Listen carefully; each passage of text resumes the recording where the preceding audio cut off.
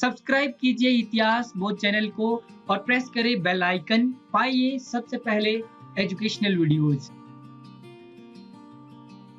दोस्तों, इस वीडियो में हम डिस्कस करने वाले हैं लेक्चर नंबर 16 को, जो प्राचीन भारतीय इतिहास से संबंधित है। जैसा कि आप सभी को पता है कि प्राचीन भारतीय इतिहास की एक हमने वन लाइनर सीरीज शुरू की थी, जिसके अंदर 500 वन लाइनर क्वेश्चन को हम डिस्कस करने वाले थे। तो ये लेक्चर नंबर 16 है। इससे पहले भी मैं इस लेक्चर को अपलोड कर चुका हूँ, पर उसमें साउंड प्रॉब्लम आ रही थी, तो मैं दोबारा से डिस्कस कर देता हूँ क्योंकि उस टाइम माइक में प्रॉब्लम आ गया था। जो मैं ये वन लाइनर आपके साथ डिस्कस कर रहा हूँ, ये मेरे खुद के नोट्स है जो मैंने जीआरएफ के टाइम बनाए थे, तो आपके लिए काफी यूजफुल होने वाले हैं ये। चलिए वीडियो को शुरू करते हैं। पहला हमारा प्रश्न है, अधिकारियों को नगद वेतन का उल्लेख सर्वप्रथम कौटिल्य के अर्थशास्त्र में मिलता है। जो अधिकारियों को नगद वेतन दिया जाता था, इसका उल्लेख कौटिल्य के अर्थशास्त्र में मिलता है। भूमि के रूप में वेतन का उल्लेख सर्वप्रथम मनुस्मृति में मिलता है। जो मनुस्मृति है उसमें भूमि के रूप में वेतन दिया जाता था। अगला है हमारा, भूमिदान का प्रथम अभिलेखीय साक्ष्य नागनिका के नानाघाट अभिलेख में मिलता है। कहाँ मिलता है? नागनिका के नानाघाट अभिलेख में। नेक्स्ट, विराट मंदिर जो जयपुर में है, प्राचीनतम वृत्ताकार मंदिर है। ठीक है, वृत्त आकार का इसका जो है स्ट्रक्चर है। अगला है उड़ीसा, बेताल देव मंदिर, ये द्रविड़ शैली का है, को छोड़कर समस्त मंदिर नागर शैली के हैं। बेताल देव मंदिर ही एक ऐसा मंदिर है जो किस में है? द्रविड़ शैली में है। बाकी सारे समस्त जो मंदिर है उड़ीसा के वो द्रविड़ शैली के हैं। चंदेल कला में बौद्ध मंदिर नहीं बने हैं। जो चंदेल कला है उसके अंदर बौद्ध मंदिर हमें देखने को नहीं मिलते हैं। अगला है, एलोरा के 10 अवतार मंदिर का निर्माण दंती दुर्ग ने किया था। किसने किया था? दंती दुर्ग ने।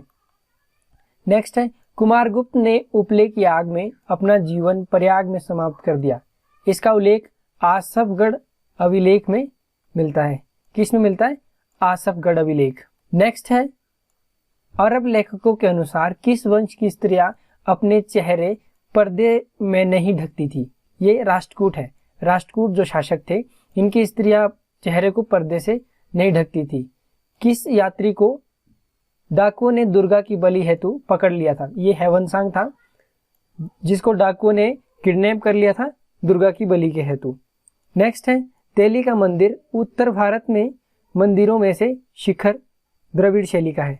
तेली का जो मंदिर है ग्वालियर में स्थित है, इसका जो शिखर है, ठीक है, वो द्रविड़ शैली का है।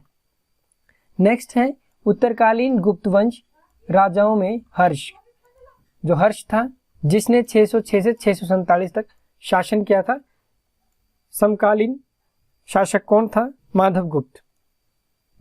अगला है, कलयुग का वाल्मीकि किसे कहा जाता है? ये संध्या कर्णदी को कहा जाता है।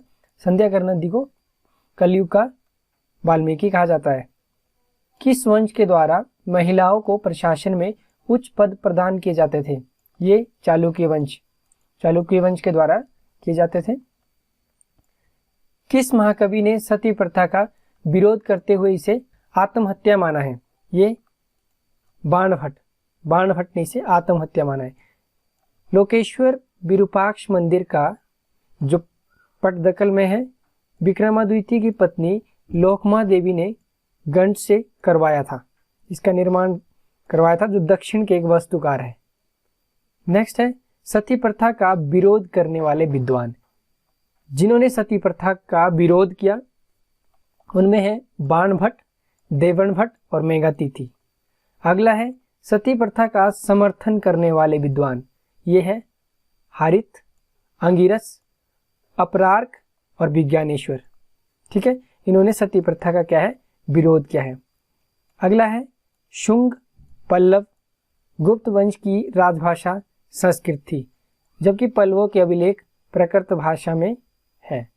जो पल्लव वंश है उसके अभिलेख प्राकृत भाषा में है और राजभाषा इसकी संस्कृत थी। गुप्तों की भी राजभाषा संस्कृत थी, राष्ट्रकूटों की राजभाषा कन्नड़ थी और अभिलेख की भाषा संस्कृत थी। सातवाहनों की राजभाषा प्राकृत थी, उनके अभिलेख भी प्राकृत भाषा में लिखे गए हैं। जो सातवाहन वंश था, जिसको आंध्राज भी कहा जाता है। नेक्स्ट है, विजयनगर की राजभाषा तेलुगु थी। विजयनगर साम्राज्य जो है सर्वप्रथम देवनागरी लिपि का प्रयोग अपने लेखों में चंदेल शासकों ने किया था। किसने किया था? चंदेल शासक ने। देवनागरी जो हिंदी की जो लिपि है, इसका प्रयोग अपने लेखों में चंदेल शासकों ने किया था। नेक्स्ट है, सल्तनत और मुगल काल की राजभाषा फारसी थी। सल्तनत और मुगल काल की राजभाषा फारसी थी। सर्वप्रथम कौटिल्य ने शूद्रों को आर्य कहा। सबसे पहले कौटिल्य ने कहा था शूद्र को आर्य। उन्हें सेना में शामिल होने की अनुमति दी। कौटिल्य ने ही सबसे पहले बोला कि वो सेना में शामिल हो सकते हैं। कौन? शूद्र। नेक्स्ट है, सर्वप्रथम कौटिल्य ने पुत्रियों को पिता की संपत्ति में हिस्सेदार माना। किसने माना? कौटिल्य ने। कौटिल्य ने बोला कि पुत्रियों को भी पिता की संपत्ति में भागीदार माना जाना चाहिए, तो इन्होंने सबसे पहले ये व्यवस्था की।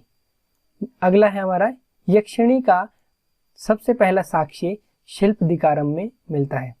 शिल्पदिकारम जो एक संगम साहित्य में लिखा गया एक ग्रंथ है, जिसके जो नायक है वो कोवलन है और कनकी और कोवलन की इसमें स्टोरी है। नेक्स्ट है, मौर्योत्तर काल में नियोग तथा पुनर्विवाह की प्रथा बंद हो गई थी। नियोग का सबसे पहले विरोध मनु ने किया था। नियोग क्या होता था? नियोग एक प्रथा थी जो महाभारत काल से चली आ रही थी। इसमें क्या है? पुत्र प्राप्ति के उद्देश्य से क्या है? देवर के साथ शारीरिक संबंध बनाए जाते थे, तो इसे नियोग प्रथा कहा जाता था। उत्तर भारत के राजवंश जिन्होंने राष्ट्रकूट का मुकाबला किया, यह था प्रतिहार वंश, पाल वंश, राष्ट्रकूटों का मुकाबला किया था। अजमेर में किसने सरस्वती मंदिर नामक शिक्षा संस्था की स्थापना की? ये की थी भृगराज चतुर्थ ने। ऐहोल अभिलेख में कालिदास एवं भारवी का उल्लेख मिलता है। जो हमारा ऐहोल अभिलेख है उसमें कालिदास और भारवी का में उल्लेख मिलता है। किस प्राचीन नगर को मोहनदे नगर कहा जाता है? ये कान्यकुब्ज को कहा जाता है, जिसका नाम कनौज है। नेक्स्ट है, किस शासक ने मुंज सागर नामक तडांगा खुदवाया था? ये बागपति द्वितीय ने खुदवाया था। महाबलीपुरम का सप्तरथ मंदिर का निर्माण किसने करवाया था? ये नरसिंह वर्मन प्रथम ने करवाया था। नेक्स्ट है, किस मंदिर परिसर में एक भारी भरकम नंदी की मूर्ति है जिसे भारत की विशालतम नंदी की मूर्ति माना जाता है? ये है लेपाक्षी मंदिर में भारत की सबसे भारी नंदी की जो मूर्ति है। किस शैलेंद्र राजा ने नालंदा में एक मठ का निर्माण किया और पाल शासक देवपाल से इसके रख रखावे के लिए 5 ग्राम दान देने का निवेदन किया? ये बालपुत्र ने करवाया था। उड़ीसा के किस वंश को पितृभक्त वंश कहा जाता है? ये माठर वंश को कहा जाता है पितृभक्त वंश। एलिफेंटा के प्राचीन स्मारक किस धर्म से संबंधित है? ये बौद्ध और शैव धर्म से संबंधित है। किससे है? बौद्ध और शैव धर्म से संबंधित है। नेक्स्ट है, सतगोई का त्रिपुरुष मंदिर उच्च शिक्षा का प्रसिद्ध केंद्र था। ये काफी महत्वपूर्ण है। जो सतगोई का मंदिर है ये हायर एजुकेशन का एक बड़ा सेंटर था। नेक्स्ट है, समुद्रगुप्त के समय कांची का शासक कौन था? ये था विष्णुगुप्त, कांची का शासक था। गुप्त काल में स्वर्ण रजत सिक्कों का अनुपात क्या था? ये था 1:16। स्वर्ण और जो रजत मुद्रा है उनके बीच का जो डिफरेंस है वो था 1:16। अगला है, किस ग्रंथ में विधवा को पुनर्विवाह की अनुमति दी गई? ये नारद स्मृति में विधवा पुनर्विवाह को अनुमति दी गई। कौन सा अभिलेख पशुपति संप्रदाय पर प्रकाश डालता है? ये चंद्रगुप्त द्वितीय का मथुरा अभिलेख। नेक्स्ट है, किस मौर्य स्तंभ पर सिंह शीर्ष अंकित है? ये सारनाथ स्तंभ, सांची स्तंभ, कोहलुआ स्तंभ। किस काल में बलेकूप प्रथम बार प्रचलित में आया? ये मौर्य काल में आया था। नेक्स्ट है, मौर्य काल में शिक्षा का प्रसिद्ध केंद्र था तक्षशिला। तक्षशिला मौर्य काल में शिक्षा का प्रसिद्ध केंद्र था। शंख लिपि के लेख किस स्थल के स्तूप अवशेष से प्राप्त हुए? ये भी महत्वपूर्ण है। शंख लिपि के जो लेख है ये भरुच और सांची से क्या है प्राप्त हुए हैं। मौर्यकालीन मणिभद्र यज्ञ की मूर्ति कहाँ से मिली है? ये मथुरा से मिली है।